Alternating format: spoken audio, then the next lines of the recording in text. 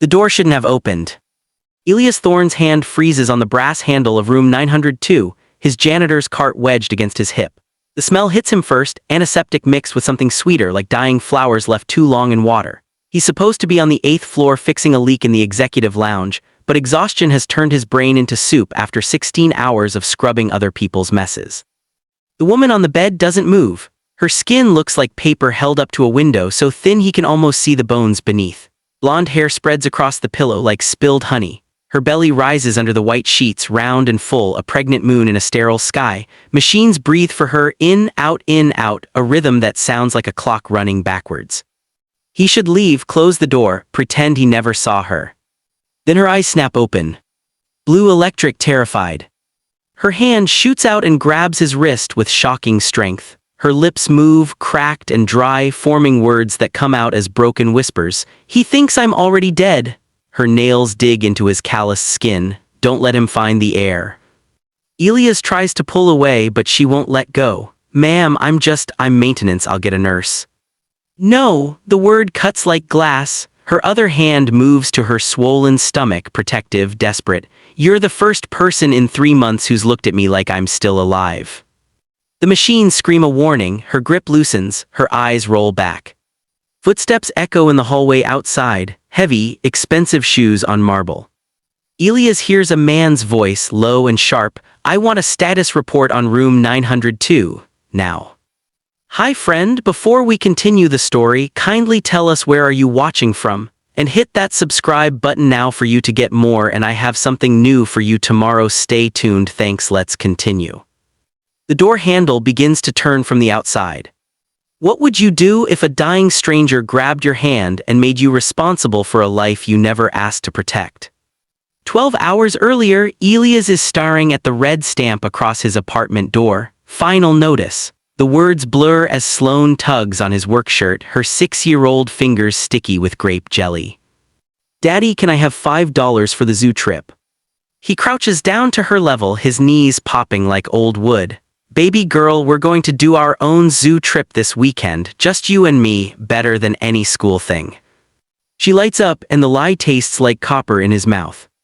The numbers don't work anymore. 3 jobs used to be enough: janitor at Vanguard Heights Hospital, weekend security at the storage facility, overnight stocking at the grocery store. But Sloane's growing. She needs new shoes every 4 months. The radiator is dying. His mother's nursing home raised their rates again.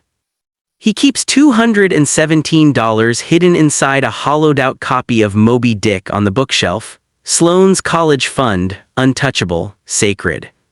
She hugs his neck and whispers, "You're the best engineer in the whole city." He never told her he scrubs toilets for billionaires. He said he fixes important buildings, keeps the city running. In her eyes, he's a hero in a jumpsuit. The eviction notice is dated for Friday. Today is Wednesday. His phone buzzes, a text from his supervisor at Vanguard Heights. Need you for double shift tonight. VIP wing, premium pay. Premium means an extra $40. $40 means 3 more days before they're on the street. He kisses Sloane's forehead and texts back, I'll be there. What he doesn't know is that the VIP wing has a room that will change everything he thought he knew about power, family, and who he really is. Room 902 doesn't exist on any hospital directory. Elias learns this when he asks the head nurse where to find the maintenance closet on the 9th floor. She looks at him like he's suggested breaking into a vault. You don't have clearance for 9, that's private. But his supervisor's text said 9th floor, West Wing, room 904. The numbers are right there in his phone. He takes the service elevator, the one that smells like bleach and sounds like it's begging for mercy. When the doors open, everything changes. The hallway is different here, real art on the walls, carpet so thick his footsteps disappear, silence that feels expensive. There are only 4 doors, 901, 902, 903, 904. Armed guards stand outside 901 and 903. They don't even look at him. He's invisible in his gray uniform, pushing a cart full of mops and cleaning supplies. No one guards 902. That's when he realizes he misread the text. It said 904, not 902. His eyes are burning from lack of sleep, his brain misfiring. But something makes him stop. The door to 902 is different, heavier, sealed with a rubber strip along the bottom like they're trying to keep something in, or keep someone out. Through the thin gap at the bottom, he sees a shadow move, just a flicker. Then he hears it, a sound so soft he almost misses it. Someone is crying inside. Not the loud, messy crying of pain, the quiet, buried crying of someone who's forgotten anyone can hear them. His hand is on the door handle before he decides to touch it. That's how Elias Thorne walks into a room that will dismantle the life of every billionaire in Manhattan. And he doesn't even know the woman inside is the one person the entire city thinks is already dead. Who is she, and why is the most powerful man in New York paying people to forget she exists? Elias can't stop thinking about the woman in room 902. 3 days pass, he fixes leaks, empties trash, mops floors, but every time he's on the 9th floor his eyes drift to that door. The guards are gone now, the hallway feels abandoned. On his lunch break he does something stupid. He buys a small bundle of yellow daisies from the hospital gift shop, $3 he doesn't have. He slips into room 902 during the shift change, when the cameras in the hallway reset for exactly 90 seconds. She's awake this time, barely. When she sees the flowers, something breaks in her face. Tears stream down her cheeks and she tries to speak but can't. Her hand trembles as she reaches for them. He sets them on the table beside her bed. "I don't know what's happening to you," he says quietly, "but you're not invisible." She pulls a pen and notepad from under her pillow. Her hands shake so badly the letters barely form words. She writes, "Sedated, months, prisoner." His stomach drops. She writes again, "Julian Vane, my husband, thinks I'm already gone." Elias knows that name. Everyone does. Julian Vane owns half the skyline, his face on magazine covers, his voice in government offices. The man is a legend. She keeps writing, her letters desperate and sloppy. "You're the only real person in this building. He should run, call the police, tell someone." But when he looks at her, really looks, he sees his own daughter's face in some distant, terrible future. Alone. Forgotten, erased. "I'll come back," he promises. Her eyes close and for a moment he thinks she's gone. Then her hand moves one last time, scribbling across the notepad. When he reads it, his blood turns cold. He is monitoring everything, even you. How do you save someone when the man who wants her dead controls every camera, every door, every dollar in the building? Elias breaks his own rule and brings Sloane to the hospital. She thinks they're visiting a friend of Daddy's who's very sick. He bribes the weekend security guard with a 6-pack of beer to look the other way for 10 minutes. Sloane holds her only teddy bear, Mr. Buttons, a ratty brown thing she's had since she was 2. She stares at the woman in the bed, her small face serious and sad. "Is she sleeping, Daddy?" "Yeah, baby, she's resting." Sloane walks to the bedside and carefully sets Mr. Buttons on the pillow next to the woman's face, so she won't be lonely. Elias' throat tightens. Then the impossible happens. The woman's eyes flutter open. She sees the teddy bear, sees Sloane, and something human returns to her face, a smile fragile and real. Her hand moves slowly, touching the bear's worn ear. Her lips form silent words, "Thank you." Sloane beams, "You're welcome, sleepy lady." The woman's gaze shifts to Elias, and in her eyes he sees a question that terrifies him. "Will you protect what I can't?" Her hand moves to her belly, and for the first time Elias understands. The baby inside her isn't just a child. It's evidence, a claim, a threat to someone very powerful. She whispers, barely audible, "I always wanted children, but I married power instead." The monitors spike, alarms flash red. Elias grabs Sloane and runs.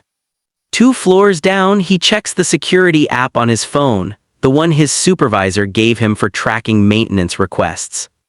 A new alert pops up, unauthorized access flagged, room 902, subject, Elias Thorne, review required. Julian Vane knows his name now. What happens when the man who owns the building realizes the janitor knows his darkest secret? The conference room on the 42nd floor smells like leather and old money. Julian Vane stands at the head of the table, his suit sharp enough to cut glass. He's talking to three men in white coats, doctors who look like they've never touched a patient in their lives. Elias is supposed to be emptying the trash cans, but he's frozen behind the door listening.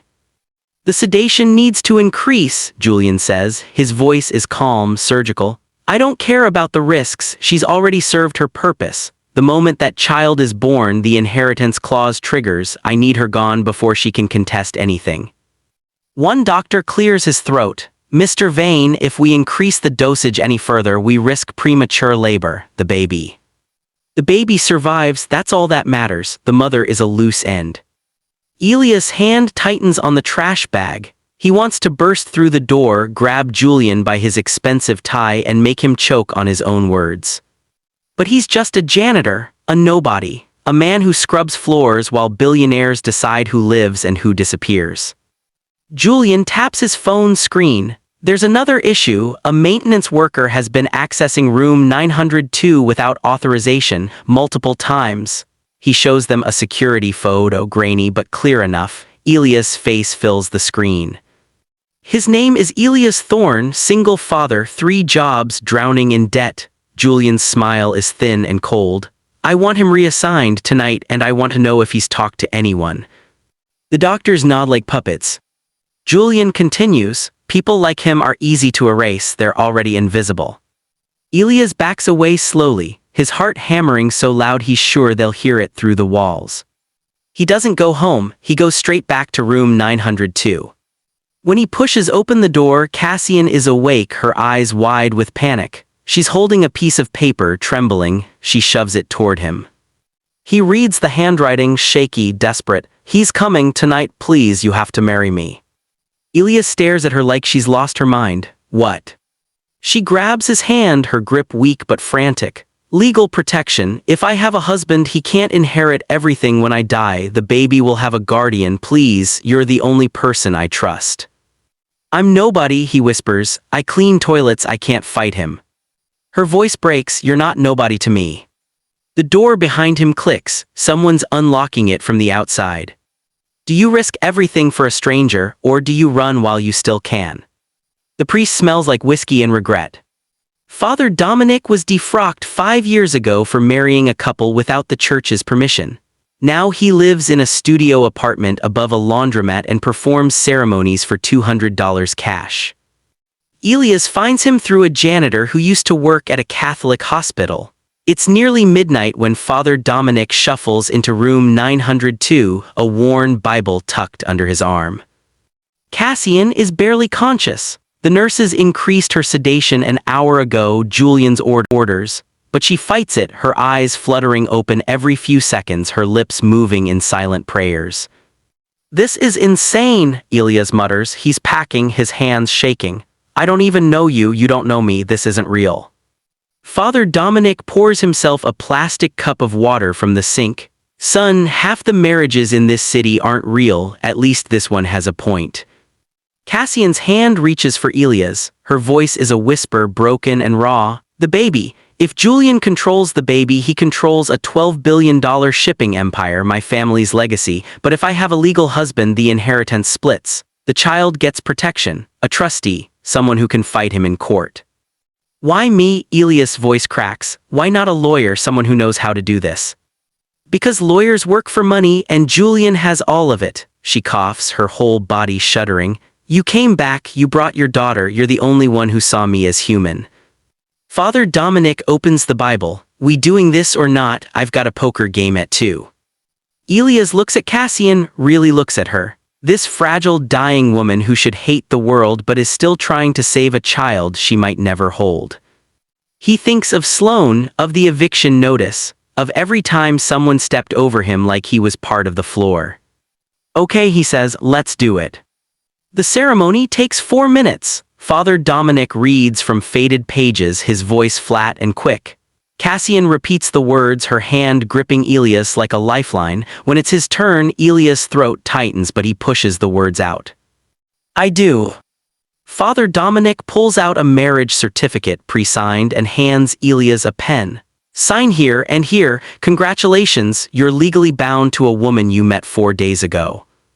Elias' hand trembles as he writes his name. The ink feels permanent, final. Cassian whispers, "Thank you." Then the machine starts screaming. Her body seizes, her eyes roll back.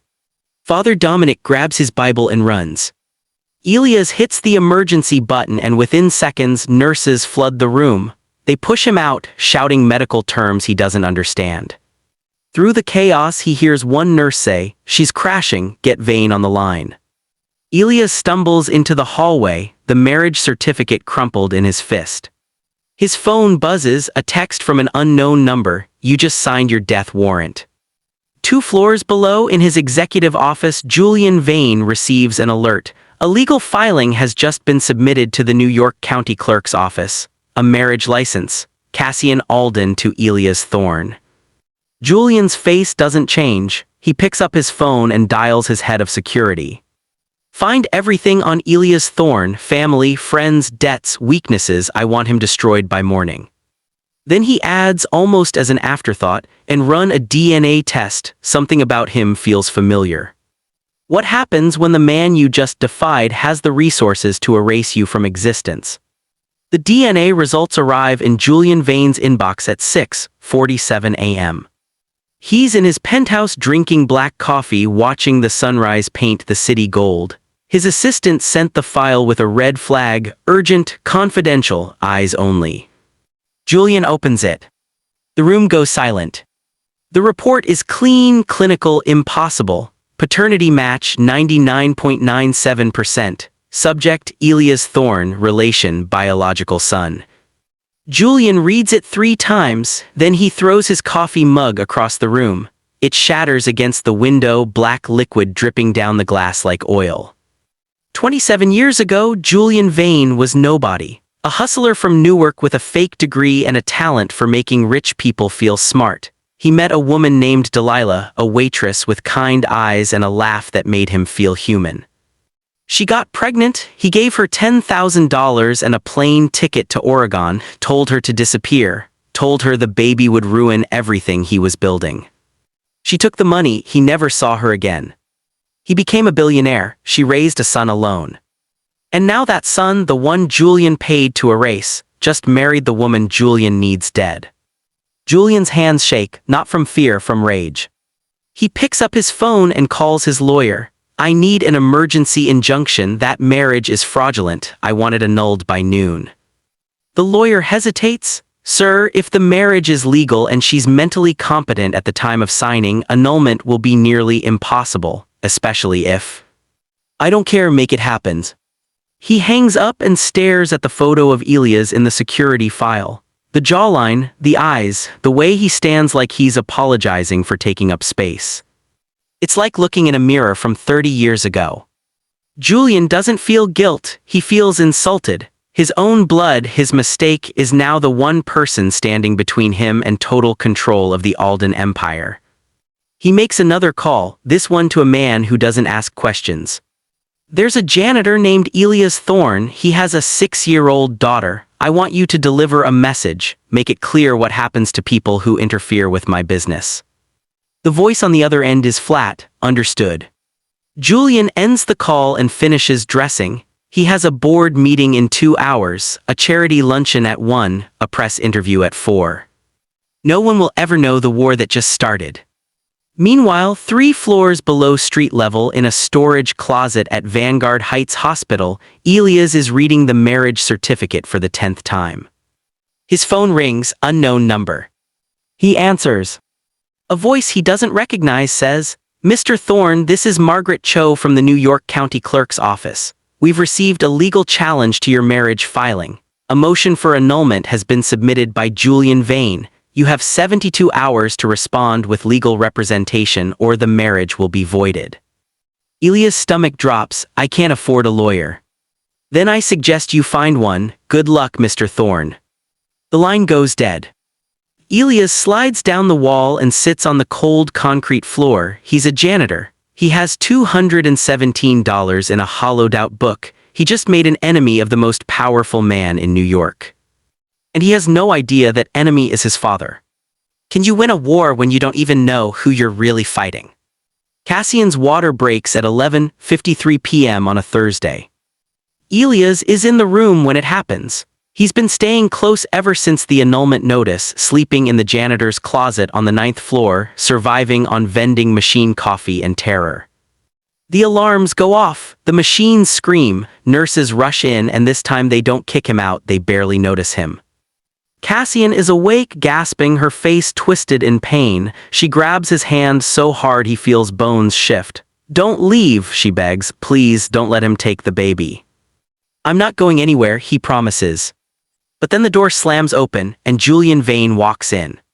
He's in a suit, calm, cold. He looks at Elias like he's studying an insect. "You need to leave now." Elias stands his ground. "I'm her husband." Julian's smile is razor-thin. "A janitor playing dress-up, you have no idea what you've stepped into." A nurse interrupts. "Mr. Vane, we need to prep her for delivery. If you're both staying, you need to step back." Julian moves to the corner. Elias stays by Cassian's side. For the next 2 hours, the room is chaos. Doctors shouting instructions, machines beeping, Cassian screaming through clenched teeth, her hand crushing Elias' fingers. And through it all, Julian watches, silent, waiting. At 2:14 a.m., the baby is born.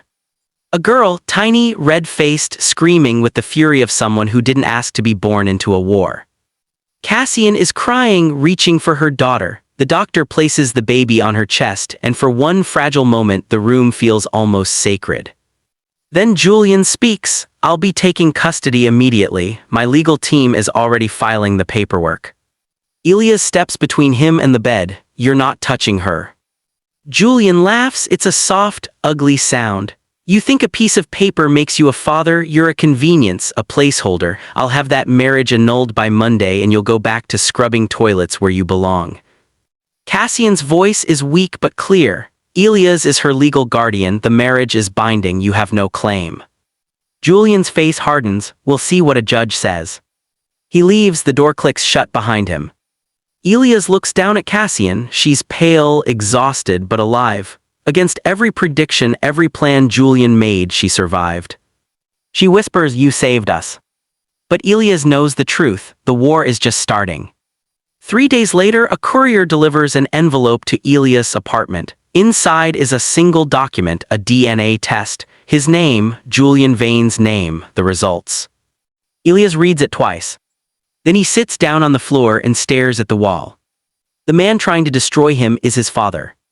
And his father has no idea the janitor he's trying to erase is the son he paid to disappear 27 years ago. How do you fight the man who made you, then spent a lifetime pretending you were never born? 1 year later, Elias Thorne walks into the Vanguard Heights boardroom wearing a suit that actually fits. He's holding a toddler on his hip, Cassian's daughter, bright-eyed and giggling, her tiny hand gripping his tie. Sloane walks beside him, proud and beaming, holding a folder of legal documents like it's a treasure map.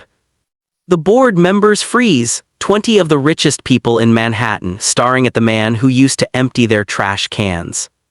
Cassian is with him. She's thinner than she should be, still recovering but alive. Standing, her hand rests on Elias' shoulder.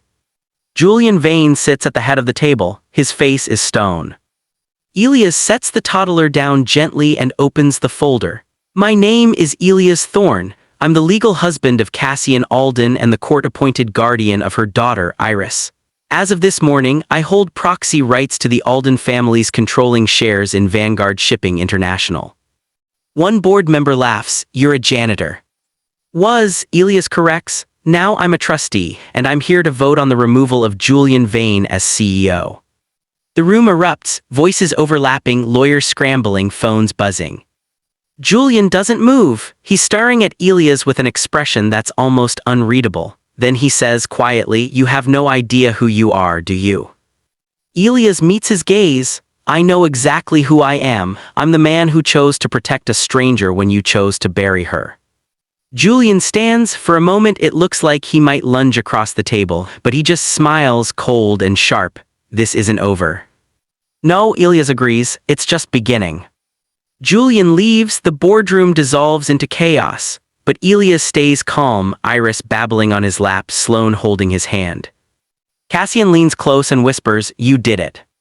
But Elias knows the truth. Julian Vane doesn't lose, he regroups, he plans. And somewhere in the back of his mind, Elias wonders if his father will ever realize the janitor who destroyed his empire is the son he threw away. Later that night, Elias tucks Sloane into bed. She looks up at him, her eyes wide and trusting. "Daddy, are you still an engineer?" He smiles, "Yeah, baby, but now I build something different, I build families."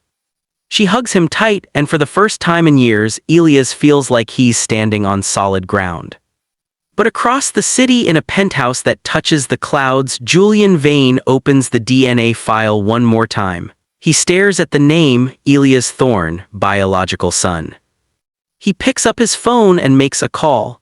I want everything, his past, his mother, every secret he's ever buried. If he's my son, then he's my weapon, and I'm going to teach him what it really means to be a Vane. The war for the Empire isn't over. It's just moved from the boardroom to the bloodline. And the man who opened the wrong door a year ago is about to discover that some battles aren't fought with lawyers and documents. They're fought with ghosts, lies, and the truth about who you really are. If you've watched this far, you've just witnessed a story about power, redemption, and the quiet courage of invisible people. Subscribe now and turn on notifications because tomorrow we have another story that will shake everything you thought you knew about loyalty, love, and what it means to be family. Don't miss it. This is just the beginning.